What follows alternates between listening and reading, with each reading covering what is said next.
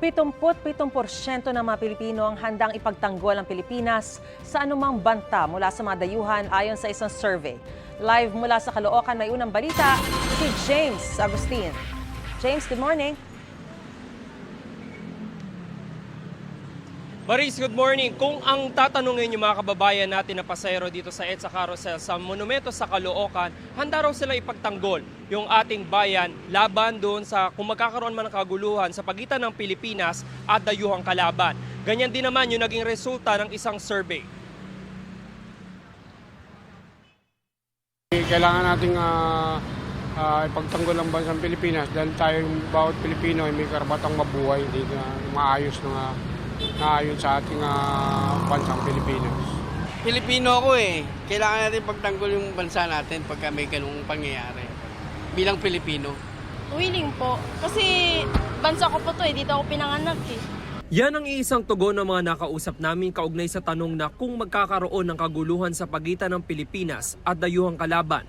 Handa ka bang lumaban para sa iyong bansa? Umaayon naman yan sa naging resulta ng tugon ng masa survey ng Okta Research, kung saan 77% ng mga Pilipino ang nagsabing handa silang ipagtanggol ang ating bansa. 23% naman ang sumagot ng hindi. Pinakamaraming sumagot ng oo sa Mindanao, habang pinakamababa sa Visayas.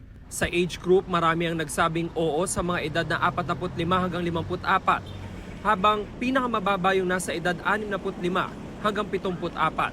Isinagawa ang survey noong December 10 hanggang 14. Panahon na binomba ng tubig ng Chinese Coast Guard ang mga barko ng ating bansa na nagsasagawa ng resupply mission sa West Philippine Sea. Armed Forces of the Philippines o AFP ang nagkomisyon ng survey, kung saan 1,200 ang respondents na sumailalim sa face-to-face interview. May margin of error ito na plus-minus 3%. Kung ang security guard na si Jonjon ang tatanungin na kahit papaano ay may pagsasanay bilang bahagi ng kanyang trabaho, dapat daw maging handa tayo na ipagtanggol ang ating bansa anumang oras.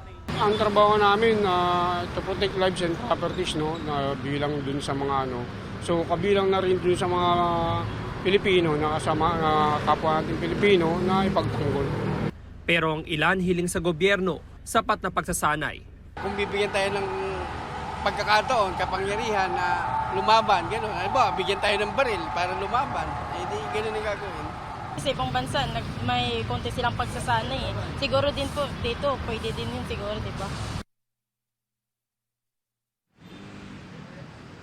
Samantala, Maris, sa pagiging makabayan ay hindi lamang nasusukat dun sa pagiging handa natin na maipagtanggol ang ating bayan. At marami rin naman tayong mga kababayan, kahit doon sa pang-araw-araw nila pamumuhay sa simpleng pamamaraan, ay maaari natin maipakita yung pagmamahal sa ating inang bayan.